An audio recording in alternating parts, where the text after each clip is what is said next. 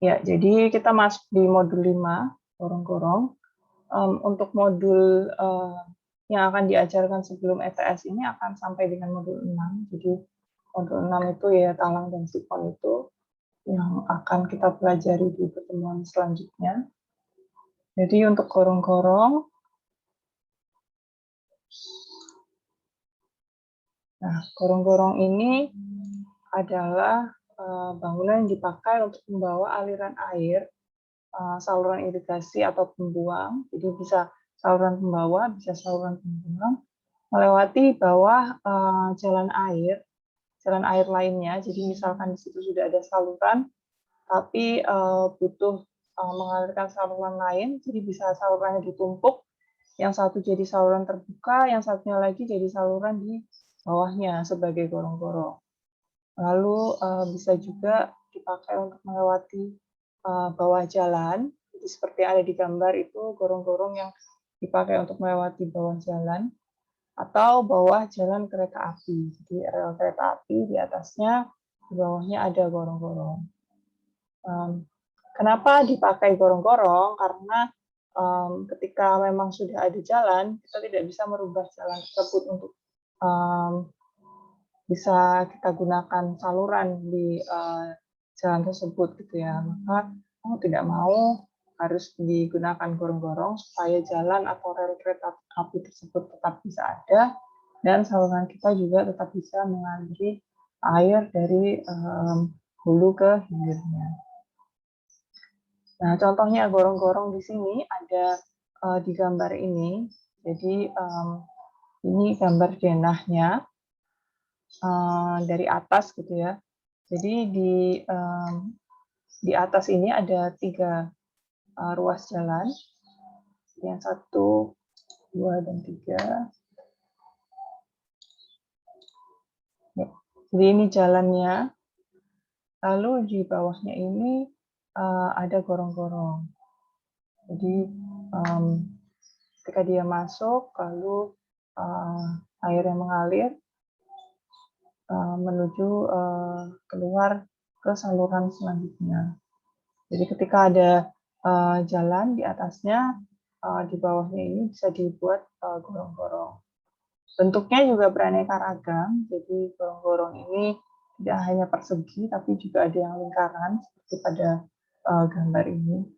Dan yang perlu diperhatikan biasanya dimensi gorong-gorong ini lebih kecil daripada saluran sebelum dan setelahnya, atau sama besar. Jadi kalau bisa dilihat di sini, saluran tersebut mengalami penyempitan, jadi yang awalnya trapesium, ya, masuk menjadi gorong-gorong. Jadi gorong-gorong itu nggak mungkin trapesium ya, jadi dia pasti kalau nggak lingkaran ya persegi. Kalau dia gorong-gorong tertutup. Lalu keluar menuju ke saluran selanjutnya, lalu berubah bentuknya menjadi trapesium kembali. Nah, gorong-gorong ini mempunyai potongan melintang yang lebih kecil daripada luas basah saluran hulu maupun hilir. Maksudnya di sini, sebagian dari potongan melintang mungkin berada di atas muka air. Jadi bisa jadi gorong-gorong tersebut tidak terisi penuh, ya, karena sebagian dari potongan melintangnya berada di atas permukaan air. Dalam hal ini, gorong-gorong berfungsi sebagai saluran terbuka dengan aliran bebas. Contohnya seperti yang gambar nomor 3 ini, gambar yang ketiga di bawah ini. Tinggi gorong-gorongnya itu lebih tinggi daripada tinggi muka airnya. Sehingga gorong-gorong tersebut tidak terisi full, sehingga prinsip pengalirannya juga bukan saluran tertutup, tapi menjadi saluran terbuka karena adanya bagian yang terisi oleh atmosfer itu tadi. Sedangkan lain halnya dengan ketika saluran tersebut terisi penuh, contohnya di gambar yang kedua ini, tinggi muka airnya lebih tinggi daripada tinggi gorong-gorongnya. Jadi otomatis gorong-gorong tersebut akan terisi penuh oleh air, sehingga dia menjadi saluran tertutup. Jadi contohnya yang gambar pertama ini gorong-gorong lingkaran, yang kedua ini gorong-gorong persegi, yang ketiga ini gorong-gorong persegi tapi dia tidak terisi penuh sehingga menjadi saluran terbuka. Nah, untuk prinsip gorong-gorong saluran terbuka ini yang memiliki aliran bebas, nantinya perhitungannya akan mirip dengan perhitungan talang. Jadi karena talang itu dia bagian atasnya itu terbuka, sehingga kurang lebih nantinya perhitungannya mirip dengan perhitungan talang, hanya berbeda letaknya saja. Kalau talang ada di atas sungai, kalau gorong-gorong ini ada di bawah jalan atau sebuah aliran atau saluran yang sudah ada sebelumnya.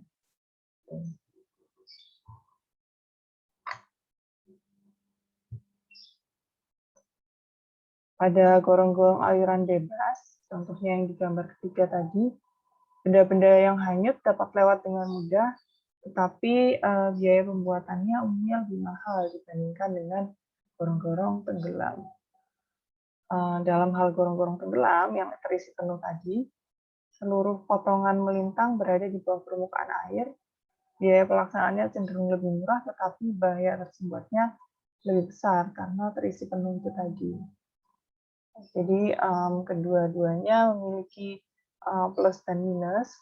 Jadi kalau yang aliran bebas masih ada bagian yang terbuka tadi atau bagian yang tidak terisi penuh oleh air.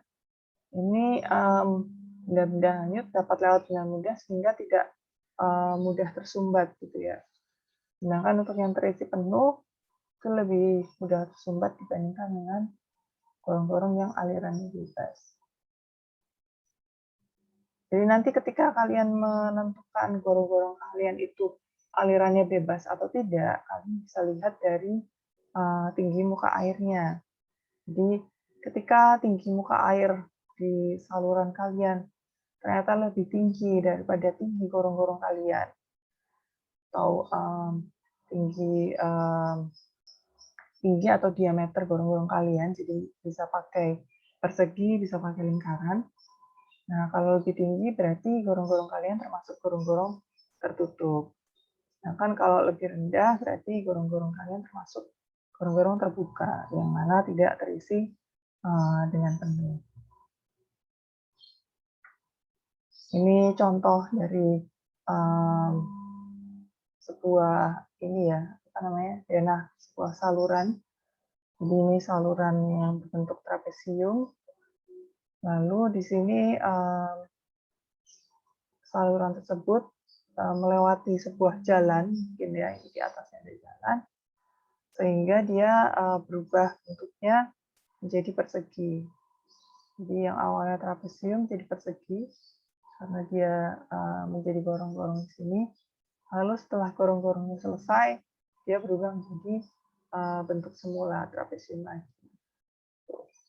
Jadi bisa dibayangkan dari yang awalnya bentuk trapesium menjadi bentuk persegi, pastinya luas penampangnya akan berubah ya. Jadi dengan lebar yang sama, tapi dengan penampang yang berbeda, pastinya penampang yang persegi akan lebih kecil dibandingkan dengan penampang yang trapesium karena lebarnya sama itu tadi. Maka dari itu di sini bisa jadi merupakan gorong-gorong yang terisi penuh, gitu ya. Jadi bukan gorong-gorong yang terbuka. Tapi itu perlu dibuktikan lagi dengan perhitungan kedalaman airnya atau tinggi airnya di saluran tersebut. Ya, ini contoh lainnya. Jadi dari trapesium itu bisa berubah menjadi persegi. Jadi kalau dipotong itu akan menjadi seperti ini. Yang awalnya trapesium lalu terlihat di bagian hilirnya itu akan berubah menjadi kotak seperti ini. Jadi yang awalnya bentuknya trapesium menjadi bentuk persegi. Yang awalnya di sini trapesium, lalu masuk ke sini dengan bentuk persegi, lalu keluar lagi berbentuk trapesium kembali.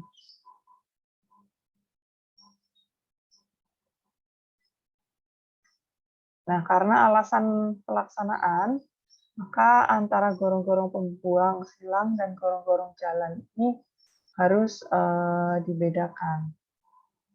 Maksudnya di sini kalau gorong-gorong pembuang silang, ini itu biasanya gorong-gorong tersebut melewati saluran pembawa gitu ya. Jadi ketika kalian butuh membuang, tapi ternyata saluran pembuang kalian itu harus melewati saluran pembawa. Ini banyak sekali contohnya ketika kemarin menggambar denah irigasi ada yang seperti itu, lalu ketika saluran pembuang tersebut butuh teraliri dari petak satu ke petak lainnya, dan ternyata di sampingnya atau di bawahnya petak tersebut tuh ada petak lain, kemungkinan bisa dibutuhkan adanya gorong-gorong untuk pembuang silang. Jadi untuk saluran pembuang itu bisa melewati saluran pembawa supaya bisa dikumpulkan menjadi satu, sebuah saluran pembuang sekunder sebelum nantinya dialirkan ke sungai. Nah, untuk saluran pembuang ini, pada gorong-gorong pembuang silang, semua bentuk kebocoran harus dicegah. Untuk ini diperlukan sarana-sarana khusus untuk waterproofing. Jadi maksudnya di sini kebocoran harus dicegah itu karena air yang dibawa oleh saluran pembuang ini kualitasnya beda dengan air yang dibawa oleh saluran pembawa gitu ya. Jadi saluran pembuang ini kan prinsipnya sisa air yang tidak digunakan di petak sawah tersebut gitu ya. Jadi otomatis air-air sisa ini mungkin sudah melarikan erosi-erosi dari petak sawah tersebut. Bisa jadi dia membawa lebih banyak sedimen dibandingkan dengan air yang ada di saluran pembawa gitu ya.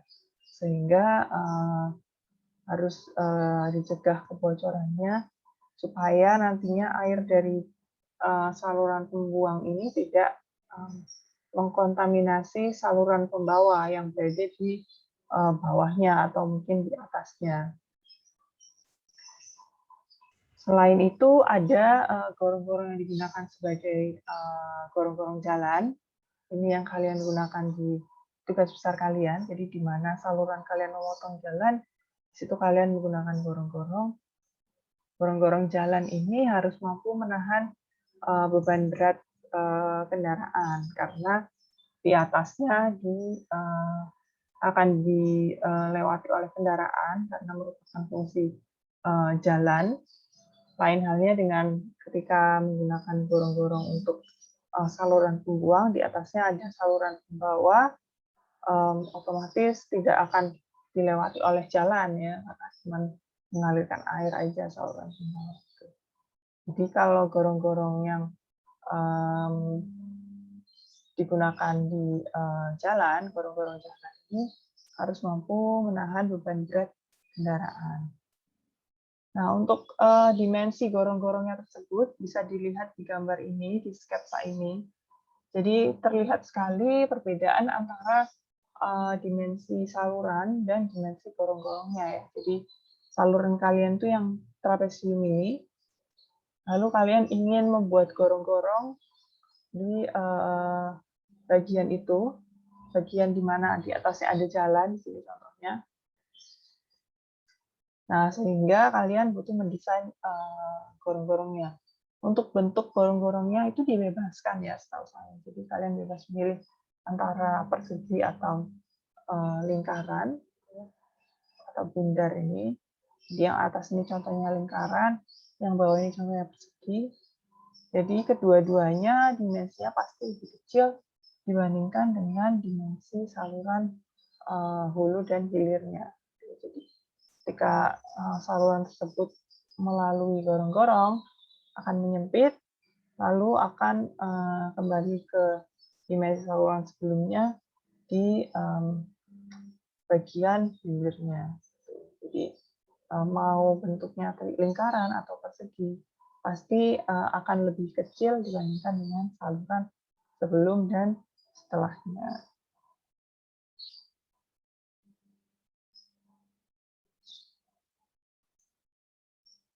Oh, ini contoh yang tadi standar peralihan saluran. Jadi ketika saluran beralih menjadi gorong-gorong dan kembali lagi menjadi saluran. Ini contoh lainnya. Jadi ini maksudnya tanda putus di sini itu gorong-gorongnya itu tidak sependek ini, tapi lebih panjang dari ini. Cuman karena fokusnya di sini peralihannya, maka digambarkannya seperti ini.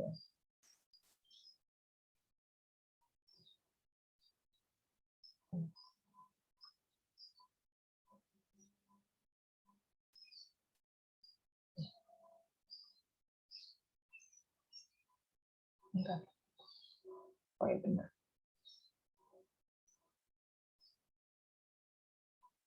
Nah, selain dimensinya yang ditentukan, kalian juga untuk mendesain gorong-gorong ini perlu memperhitungkan kecepatannya ya. Jadi kecepatan di gorong-gorong ini harus lebih besar dibandingkan dengan kecepatan di saluran kalian.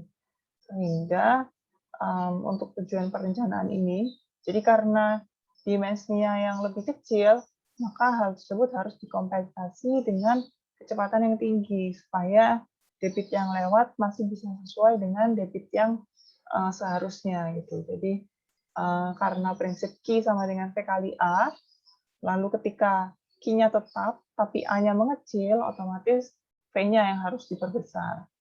Sehingga di sini kecepatan yang dipakai dalam perencanaan gorong-gorong bergantung pada jumlah kehilangan energi yang ada dan geometri lubang masuk dan keluar. Nah, untuk tujuan perencanaan, kecepatan yang diambil untuk gorong-gorong di saluran irigasi ini 1,5 meter per second. Jadi maksudnya di sini adalah gorong-gorong yang melewati jalan ya untuk saluran irigasi ini. Sedangkan untuk gorong-gorong di saluran pembuang, kecepatannya bisa lebih tinggi lagi, 3 meter per second. Karena urgensi dari saluran pembuang ini prinsipnya seperti drainase, yang mana dia harus bisa membuang air secepat mungkin. Maka dari itu, di sini dipilih kecepatan yang lebih tinggi dibandingkan dengan saluran gorong-gorong untuk saluran pembawa atau saluran irigasi yang berada di bawah jalan atau jalan kereta api.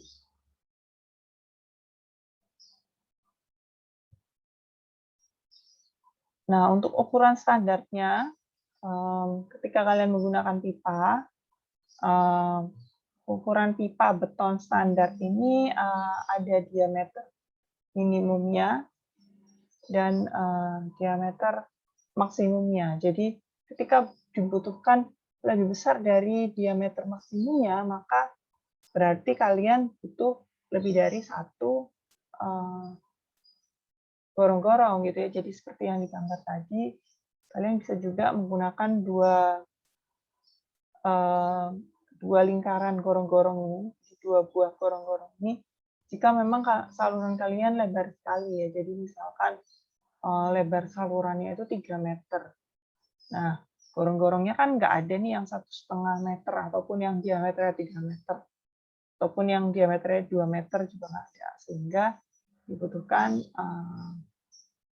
mungkin dibutuhkan adanya 2 gorong-gorong supaya nantinya bisa sesuai antara kecepatan yang ditentukan 1,5 meter per second dan debit yang dialirkan. Jadi kembali lagi ke kebutuhannya ya. Jadi disesuaikan lagi dengan kebutuhan debitnya berdasarkan kecepatan yang diatur 1,5 meter per second. Kira-kira diameternya berapa nih yang dibutuhkan? Nanti dari diameter itu juga bisa diperhitungkan kira-kira gorong-gorong itu termasuk gorong-gorong tertutup atau terbuka. Kalau misalkan tertutup berarti terisi penuh, terbuka berarti masih ada sisa di bagian atas gorong-gorongnya. Jadi masih ada sisa udara untuk masuk ke gorong-gorong tersebut. Diameter pipa gorong-gorong didesain lebih kecil dari lebar saluran sebelum dan setelahnya. Jadi di sini ada ukuran untuk pipa beton standar. Diameternya sebenarnya paling kecil ada 50, di sini 50. Tapi biasanya yang dipakai di saluran primer itu 60 karena saluran primer biasanya besar ya. Jadi kalau 50 ini cenderung kurang bisa mencukupi debit yang masuk berdasarkan kecepatan yang ditentukan tadi. Sehingga minimumnya bisa diambil 60 cm atau 0,6 meter sampai dengan 125 cm atau 1,25 meter. Nantinya diameter dari gorong-gorong ini akan mempengaruhi besarnya tulangan yang digunakan. Tapi kalian nggak akan menghitung sampai situ. Cuman di sini sebagai informasi saja. Jadi besarnya tulangan itu juga akan berbeda dengan besarnya diameter dari gorong-gorong tersebut ya. Lalu di sini ada W, ada H, ada T. Ini sudah disampaikan di gambarnya. Jadi dari D ini kelilingnya kira-kira berapa, lalu ketebalannya berapa, dan lain sebagainya. Nah, bagaimana dengan gorong-gorong segi 4? Kalau yang tadi ukuran untuk gorong-gorong yang berbentuk lingkaran, untuk gorong-gorong segi 4 ini juga dibuat dari beton bertulang, tapi bisa juga dibuat dari pasangan batu dengan menggunakan penutup pelat beton bertulang. Jadi karena sifatnya yang berada di bawah tanah, sehingga perlu adanya penutup ya. Jadi kalau yang beton bertulang itu memang bentuknya sudah kotak, sedangkan kalau menggunakan komposit pasangan batu itu bisa di yang bagian bawah menggunakan pasangan batu, yang bagian atas ditutup dengan penutup beton bertulang.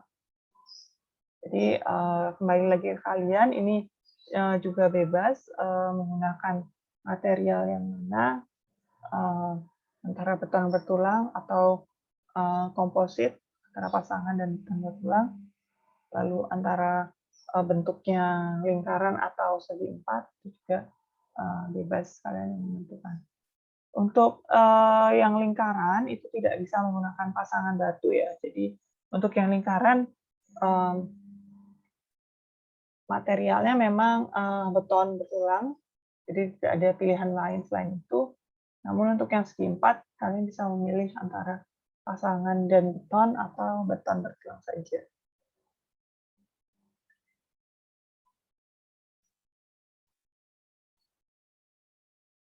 Gorong-gorong yang dibuat dari beton bertulang, maksudnya di sini gorong-gorong tipe pertama itu maksudnya adalah gorong-gorong yang dibuat dari beton bertulang.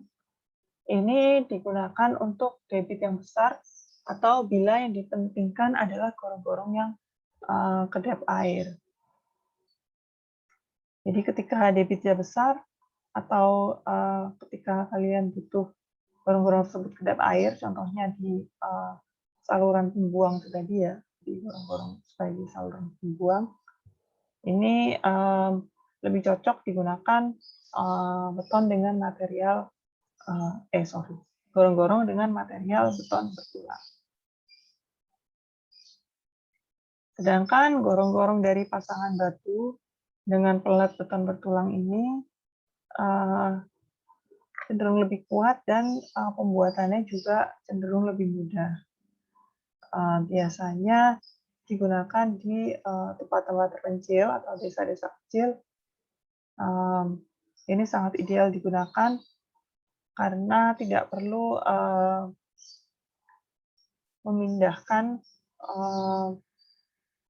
gorong-gorong segi empat ini ke dalam satu tempat ya, karena dengan adanya pasangan batu ini bisa dilakukan langsung di lokasi tersebut pembangunannya. Hanya saja perlu ditambahkan penutup beton bertulang. Lain halnya dengan ketika menggunakan pier beton bertulang, ini karena beton prefabrikasi, jadi sudah dibuat di lokasi fabrikasinya, sehingga dibutuhkan mobilisasi yang agak rumit ya di lapangannya, sehingga tidak cocok untuk digunakan di tempat-tempat terpencil.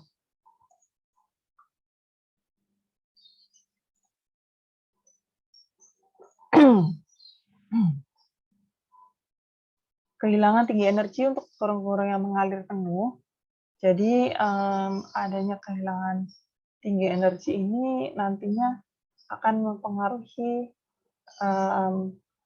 air atau elevasi air yang masuk dan keluar ya. Jadi dengan adanya kehilangan energi ini otomatis akan mempengaruhi perhitungan elevasi muka airnya.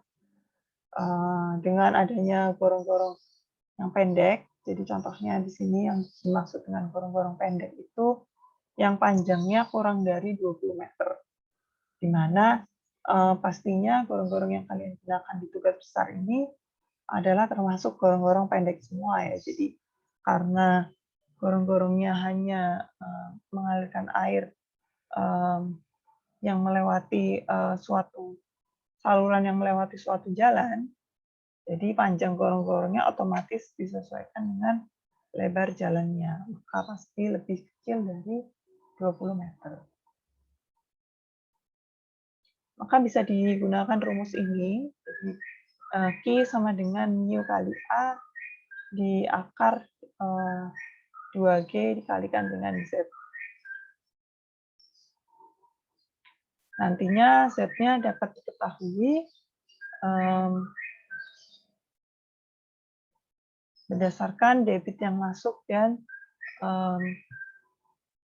koefisien debit yang ada di tabel berikut ini. Jadi dalam gorong-gorong pendek, koefisien debit ini bisa ditentukan antara tinggi dasar di bangunan sama dengan di saluran, atau tinggi dasar di bangunan lebih tinggi daripada saluran. Maksudnya di sini adalah dasar dari gorong-gorong kalian itu apakah sama dengan dasar saluran atau lebih tinggi dari dasar saluran. Jadi misalkan, nah kalau di gambar ini dasar salurannya sama semua dengan dasar gorong-gorong kalian. Namun ada juga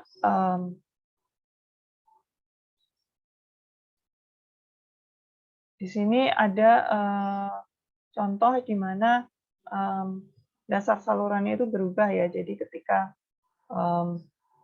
pada awalnya dia sesuai dengan dasar saluran hulu, di akhir dia harus menyesuaikan dengan dasar saluran hilir, sehingga nantinya perlu adanya kemiringan dari gorong-gorong tersebut.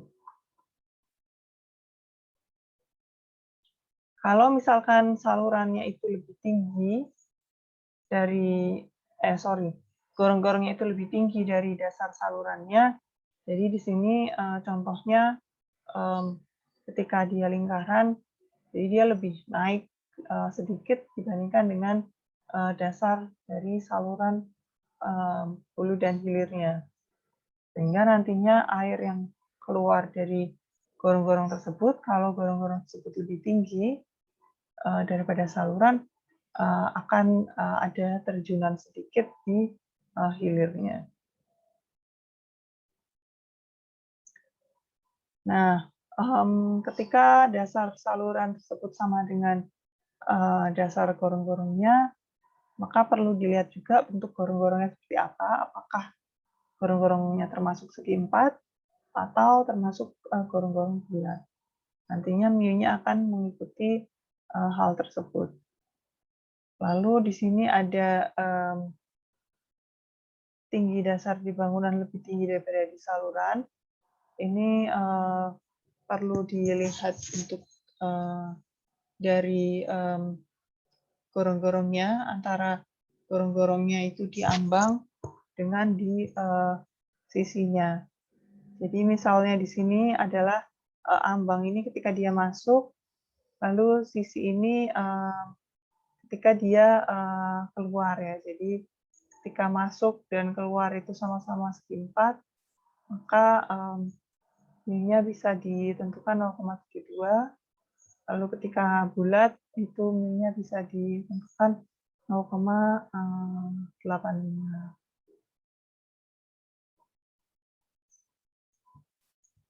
Nah, sedangkan untuk gorong-gorong yang lebih panjang dari 20 meter, itu perlu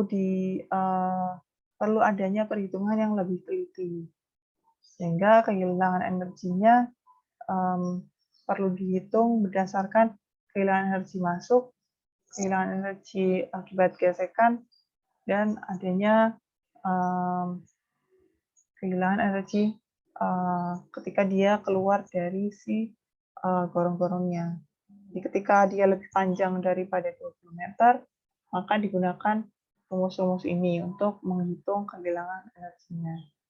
Jadi karena semakin panjang gorong-gorong itu, maka otomatis faktor gesekannya akan menjadi lebih besar dibandingkan dengan gorong-gorong yang pendek. Sehingga perlu adanya perhitungan yang lebih teliti terhadap kehilangan tinggi energi. Nah, yang mempengaruhi kehilangan tinggi energi ini di gorong-gorong yang lebih panjang dari 20 meter ini adalah perubahan kecepatan ya. Jadi ketika kecepatan di saluran itu berbeda dengan kecepatan di dalam pipa atau dalam gorong-gorong, seperti yang kalian tahu tadi di awal, kita menentukan kecepatan di gorong-gorong tersebut supaya sama dengan 1,5 meter per second untuk gorong-gorong yang melewati jalan, dan 3 meter per second untuk gorong-gorong yang merupakan bagian dari saluran pembuang. Maka pastinya akan ada perbedaan kecepatan antara saluran dengan gorong-gorong. Di sini dijadikan faktor untuk menghitung adanya kehilangan energi masukan. Jadi ketika air tersebut masuk dari saluran ke gorong-gorong, itu akan ada terjadinya kehilangan energi karena adanya perubahan, selain perubahan bentuk atau dimensi, ada juga perubahan kecepatan. Jadi di sini ada epsilon masuk dikali VA dikurangi V dibagi 2G, di mana VA minus V-nya dikuadratkan. Sedangkan akibat gesekan, yang mempengaruhi adalah panjangnya pipa. Jadi ada kecepatan aliran dalam pipa dikuadratkan dikali panjang pipa dibagi C. C ini adalah nilai dari koefisien kasaran Strickler dikali dengan jari-jari hidrolis, dikuadratkan dikali dengan jari-jari hidrolisnya. Jadi untuk pipa dengan diameter D ini adalah R-nya itu 1 dibagi 4D.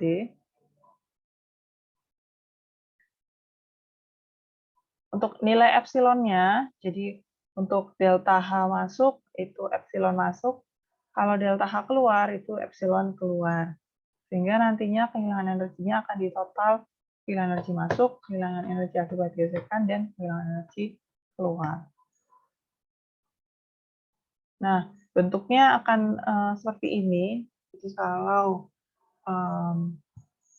salurannya itu berbeda, gitu ya. Jadi dari yang trapesium itu berubah menjadi lingkaran, atau dari yang trapesium berubah jadi persegi, epsilonnya akan berbeda. Jadi contohnya di sini yang Gambar pertama ini bisa kalian lihat dari salurannya yang berbentuk trapesium. Lalu di sini ada, jadi ini contohnya di sini ada ambang, ada sisi. Jadi maksudnya di sini ambang dan sisi ini, ambang itu yang sebelum dia masuk, sisi ini adalah bentuk dari gorong-gorongnya. Jadi di sini ada ambangnya, bisa bulat, bisa persegi, ini semi bulat gitu ya. Nantinya akan berpengaruh di nilai epsilonnya. Jika ambangnya bulat dan salurannya juga bulat, gorong-gorongnya juga bulat, maka epsilon masuk dan epsilon keluarnya adalah 0,65 dan 1. Sedangkan untuk yang ambangnya tegak gitu ya, persegi, lurus ini, lalu dia masukannya itu berbentuk bulat, ini epsilon masuk dan keluarnya juga akan berbeda. Untuk yang gambar keempat ini, di sini bentuknya segi empat, gorong-gorongnya dari yang bentuk salurannya trapesium, lalu ada ambang persegi di sini, lalu di sini bentuknya persegi empat, gorong-gorongnya, epsilon masuk dan keluarnya juga akan berbeda. Di sini elips, jadi masukannya itu dari saluran ke gorong-gorong ini tidak tegak gitu ya, jadi ada lengkungannya sedikit, itu juga nanti akan mempengaruhi nilai epsilon masuk dan epsilon keluar. Dan contoh lainnya, jadi ketika tinggi dari si gorong-gorong itu sama dengan saluran atau lebih tinggi dari salurannya, otomatis di bagian atas gorong-gorong tersebut akan ada area kosong gitu ya, sehingga bisa dijadikan sebagai gorong-gorong dengan aliran terbuka, bukan aliran tertutup. Gitu ya. Ini bentuk-bentuk lainnya, peralihannya dari trapesium, ada yang potongan lintangnya berbentuk segi empat dan trapesium, jadi sebelah sebagian saja yang miring, sebagiannya lagi lurus, ada juga yang dibulatkan dinding-dindingnya. Lalu di sini peralihan punggung patah dengan sudut pelebaran 1:1 atau 1:2 di sini. Jadi di salurannya dia melebar, lalu masuk ke gorong-gorongnya dia menyempit. Ini pipa gorong-gorong sampai di dinding hulu melalui saluran, lalu pipa gorong-gorong sampai ke peralihan di samping saluran. Jadi kalau yang gambar pertama ini dan gambar kedua, gorong-gorongnya sama-sama persegi, tapi di sini masukannya untuk yang pertama ini, masukannya itu maju, sehingga saluran tersebut tidak mengalami peralihan dulu gitu ya. Jadi dari trapesium langsung masuk ke gorong-gorong yang berbentuk persegi, sedangkan yang di yang kedua ini sebelum masuk ke gorong-gorong persegi ada bagian peralihan dulu di sini dari yang trapesium menyempit menjadi persegi. Itu nanti akan berbeda di epsilon masuk dan epsilon keluarnya. Nah, ini contoh beberapa gambar denah dan potongan gorong-gorong yang bisa kalian jadikan referensi ya. Jadi di sini bisa kalian lihat ketika dasar gorong-gorong tersebut misalkan lebih tinggi dari dasar salurannya, bentuknya akan seperti ini. Di section BB ini, kalian bisa lihat dasar dari si gorong-gorong tersebut lebih tinggi dibandingkan dengan dasar salurannya. Sedangkan di sini ada air yang masuk, muka airnya juga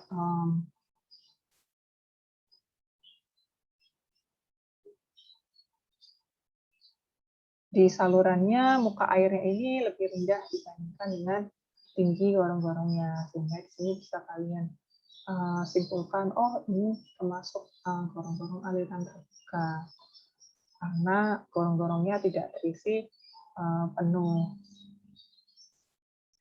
Jadi contohnya di sini ketika ada jalan, nanti kalian akan diberi data lebar jalannya berapa, sehingga gambarnya nanti akan menyesuaikan dengan data yang kalian miliki terkait lebar jalan kalian, lalu kalian akan menentukan gorong-gorong yang kalian gunakan bentuknya apa, berdasarkan dengan debit yang ada, lalu dibutuhkan berapa dimensinya, yang mana dimensinya pasti lebih kecil dari dimensi saluran kalian. Ini contoh lainnya, ketika gorong-gorongnya itu dasarnya sama dengan dasar saluran, akan menjadi seperti ini ya. Jadi ini yang awalnya trapesium, dia mengalami peralihan sedikit di sini, di garis-garis putus-putus ini, sebelum akhirnya masuk ke gorong-gorong persegi. Nah, di sini bisa kalian lihat juga nantinya gorong-gorong persegi kalian itu apakah dimensinya sudah sesuai dengan dimensi beton precast yang ada gitu ya. Jadi karena untuk yang persegi jika menggunakan beton itu sudah merupakan beton fabrikasi, sehingga dimensinya tidak bisa asal aja dengan nilai yang tidak bulat gitu ya. Jadi dimensinya pasti dengan angka bilangan bulat. Lain halnya dengan ketika kalian menggunakan batu pasang sebagai material gorong-gorong kalian, tentu saja ukurannya bisa kalian buat sesuai dengan kebutuhan. Nah, ini contoh untuk yang gorong-gorong lingkaran. Jadi dari yang awalnya trapesium mengalami penyempitan atau peralihan sesuai dengan diameter dari saluran, diameter dari gorong-gorong lingkaran kalian. Jadi contohnya di sini ini adalah ketika gorong-gorong tersebut melewati sebuah saluran lain ya. Jadi di sini di potongan BB ini, kalian bisa lihat di potongan BB ini, kalian punya gorong-gorong kalian di potongan AA ini, tapi ada saluran lain di potongan BB ini. Sehingga di bawahnya intinya gorong-gorong letaknya ada di bawah sini. Lalu dari yang awalnya saluran trapesium, di sini menyempit, mengalami penyempitan menjadi lingkaran di sini. Lalu setelah gorong-gorongnya habis dari lingkaran tersebut akan berubah kembali menjadi trapesium di sini di potongan DD ini. Jadi bisa dilihat letak dari saluran tersebut di hulu sama di hilir itu bisa berbeda tergantung dari konturnya. Jadi ketika dia di hulu itu terletak sesuai dengan dasar salurannya, bisa saja di hilir dia bentuknya berbeda ya. Jadi di sini kalau yang di hilir gorong-gorongnya tenggelam, ya meskipun yang di hulu juga tenggelam, cuman di sini letaknya berbeda karena yang di hilir ini bentuk salurannya juga berbeda trapesiumnya, jadi kemiringan tebingnya pun berbeda, sehingga bisa dilihat dari potongan DD ini adalah ketika dia belum kembali ke saluran yang setelahnya. Jadi belum masih di peralihannya, di potongan DD ini bisa terlihat bahwa si gorong-gorongnya ini berada di bagian bawah dari si saluran peralihan ini. Baru nanti ketika di bagian yang mendekati hilir ini akan berbentuk kembali lagi menjadi trapesium. Gitu.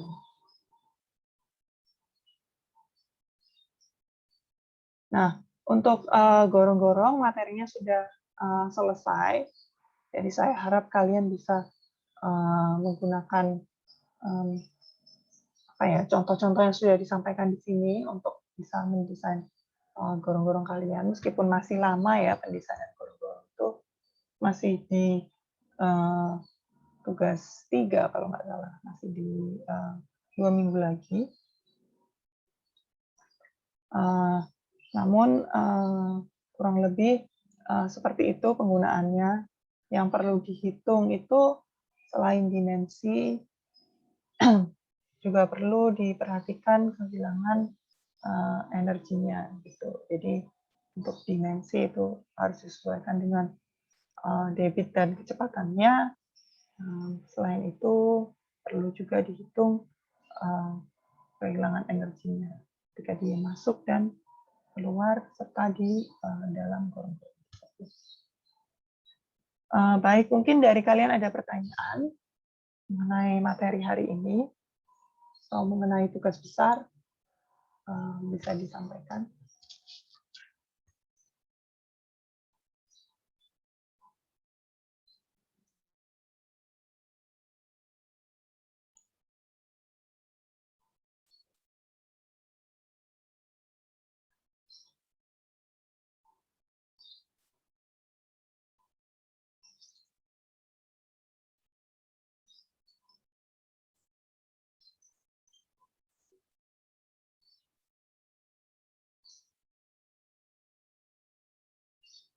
Untuk prinsip perhitungan tadi itu kehilangan energinya adalah ketika gorong-gorong kalian tertutup ya, mengalir penuh.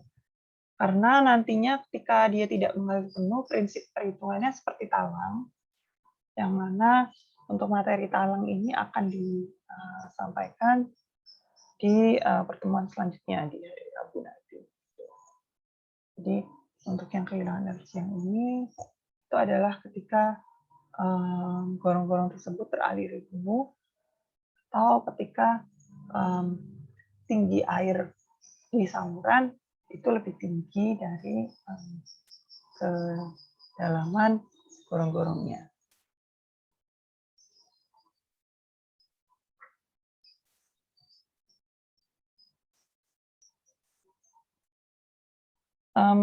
Untuk contoh soal, jadi meskipun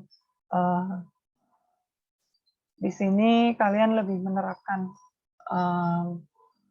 konsepnya ke perhitungan tugas besar kalian, tapi nantinya ketika materi sudah habis, kemungkinan akan saya beri contoh perhitungan gitu ya. Jadi contoh soal untuk bisa mengaplikasikan rumus-rumus yang ada, baik itu mengenai gorong-gorong, sipon, talang, ataupun yang sebelumnya kemarin bangunan terjun juga belum ada contohnya. Nanti di akhir mungkin sebelum ETS akan ada pembahasan soal, sehingga di situ mungkin kalian lebih bisa mengerti dalam penggunaan rumus-rumus yang ada ini bagaimana untuk bisa menyelesaikan permasalahan yang ada.